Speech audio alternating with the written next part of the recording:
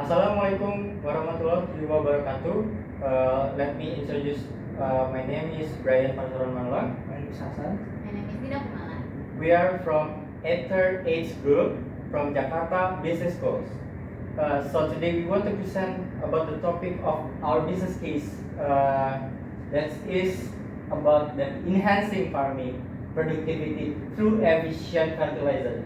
As we know, this is the table of contents. We can see the from the first until the conclusions that we will deliver later on. First thing first, we talk about the executive summary. We know the case collaborator, the best company on fertilizers in Indonesia. There is Pupuk Kaltim, or we can short into PKT or PKT. About the product itself is based on the chemicals, and next into the sustainable fertilizers features. And there is three challenges that for enhancing the farming efficiency. First thing first, the dependencies of climate, chemical base, climate change, and then limitless of land. So for tackle the challenges itself, we want to collect the resources from Pupuk Kalimantan Timur or PKT. There is four that we highlighted. First thing, integrated technology, innovation products, strategic clients and partners, and the ESG value itself. From the first resources, we want to create an ecosystem. It's our priority to propose sustainable solution, solve problem in farming. So later on, we will mention our application question. Next. Next is problem analysis. We use the PESTEL analysis. PESTEL analysis includes political, economic, social, technologies, and legal, and then environmental. In the political, we have regulation of subsidies for program Makan Gratis. In the economic, we have the cost of resources, seeding, land rent, and fertilizing. In the social, we have misunderstanding of farmers aspect and the demographic of farm existing majority in village. And the technologies, we have the gap between farmers and technology. And in the legal, we have distribution letters and regulation, and the environmental, we have climate change, limitness of land, and the excess of chemicals.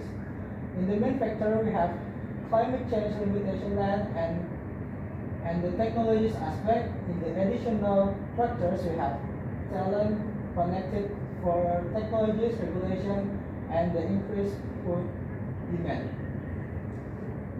In the next, we have several points. This is the talent point. This is the technologies point, and this is the climate change, and the regulation. This is the percentage of regulation, and the last is this is the situation for program Makan Siang Gratis. The dependency now more deep into causes. If we talk about dependency, we have burden for the dependency. The first is chemical product effect. The second is commodity dependency, and the last is farming village based and the urban farming trends. This is the picture for the dependency, and this is the subsidies for the from the dependency. So we have three main selected solutions. The first is a branding and positioning of Pupuk Kaltim. We want to rebranding the positioning of Pupuk Kaltim itself from chemical fertilizers to sustainable fertilizers. Second is diversification portfolio product management. Here we have three scope. First is a large, medium, and small. But in this section, we're focusing on the small. For example, like B2C segment, it's like garden and urban farming. And the last, there is positional diversification products. First is urban farming potential.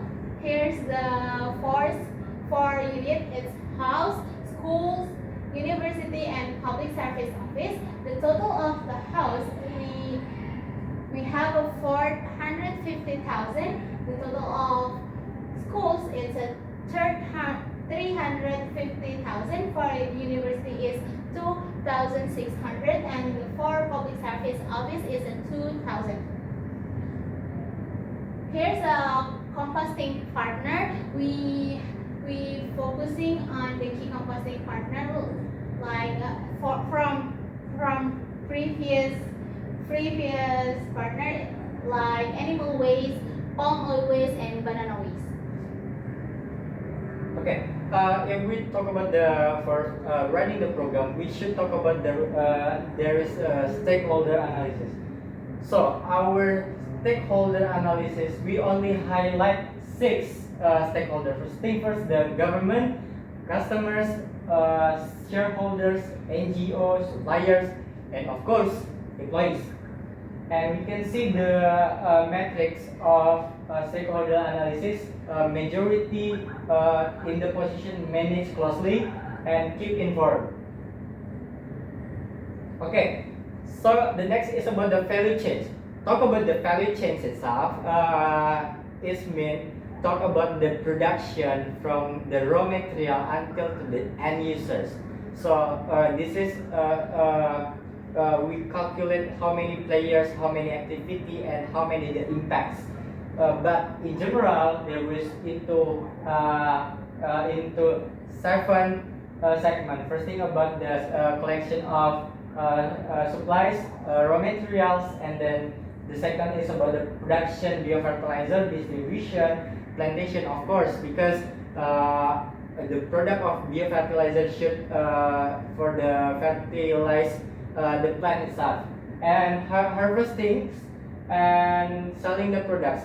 So the urban farming like vegetable and fruit will be sold to the market or business or helping the program makan siang gratis. But the uniqueness is about the trend exchange. So the suppliers of raw material that majority my friends taught before the currently clients collected the raw material and give to the Pupukal team, and that later will be exchanged to Pupukal team products. Next is about the SWOT analysis. So we creating the urfarm.co. There is the stand for of urban farming connections. We can know the SWOT analysis is talk about the strength. The strength is the market segment, new business model for Pupukal team, and then integrated agricultures. Weakness about the data leakage that will improve time by time.